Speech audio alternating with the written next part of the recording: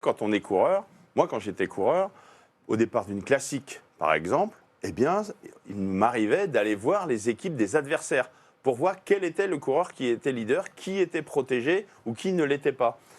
Et c'est toujours d'actualité.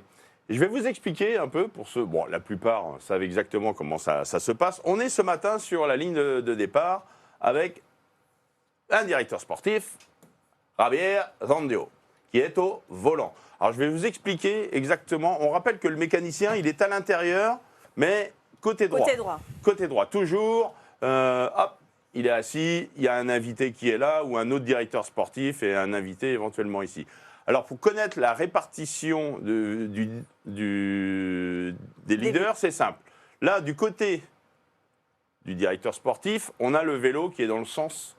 Donc lui, vous croyez qu'il est numéro 1. Non, il est numéro 2, car le mécanicien, je vous rappelle, est de l'autre côté. Donc quand il sortira de la voiture, ce sera plus rapide d'aller récupérer. Accessible voilà. et juste au-dessus de lui. Lui, hop, c'est le numéro 3. Même 4, pardon. Parce que 1, 2, 3, 4. Et on va voir qui c'est, quand même. Parce que c'est intéressant de savoir. Bon, Zandio, il est tranquille, il monte dans sa voiture. Alors, qui est numéro 2 ? Je ne sais pas si vous allez voir.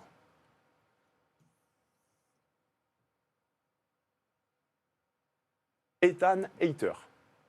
Pour aujourd'hui. Pour aujourd'hui, Voilà. Ethan Hayter. Eh, vous ne faites pas piéger.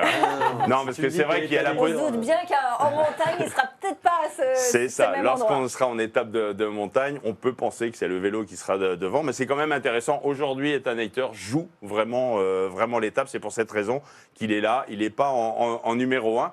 Et puis, juste devant, en numéro 4, eh bien, on va aller voir. Qui est-ce ? Alors, c'est qui ? Petite surprise. Un petit zoom, s'il vous plaît. Hop !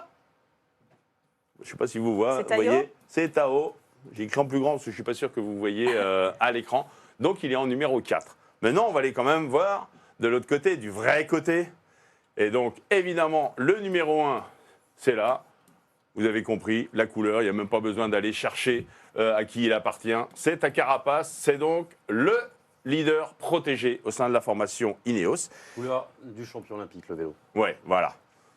Oro, maillot di oro. Non, vélo, la bicicletta di oro. Et derrière, en numéro 3, alors ça, Oscar Rodriguez, le petit champion d'Espagne. C'est quand même un petit... Sivakov, il en a mis dans le coffre, le vélo. Eh oui, parce que nous... Sivakov, c'est pas ça. Sivakov, c'est le meilleur Ineos.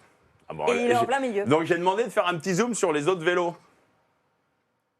Alors je ne sais pas si vous allez le voir. Hop. Alors je ne sais pas si vous le voyez. Ouais, mais... Bah, vous me croyez sur parole ? Bah oui. Ouais. Sivakov. Alors là, je peux vous assurer. Si Pavel a un problème, on va revenir. Donc il est... Hop. Si on voit le plan général... Donc il est de l'autre côté, là. Donc le mécanicien, lorsqu'il va sortir, faut qu'il aille par devant, sortir le vélo. Pavel, c'est le meilleur coureur de l'équipe Ineos. Mais si vous êtes supporter des coureurs du Sud-Ouest, bah, pour l'instant, il n'est pas protégé. Après, ça peut changer au fil du temps. Mais voilà, ce n'est pas la grosse surprise. Comme le disait David, le numéro 1 chez Ineos, il n'y a pas photo. C'est le champion olympique, c'est Richard Carapace. Il a l'expérience, il a déjà gagné des grands tours, il est toujours là parmi les meilleurs, donc c'est le numéro 1.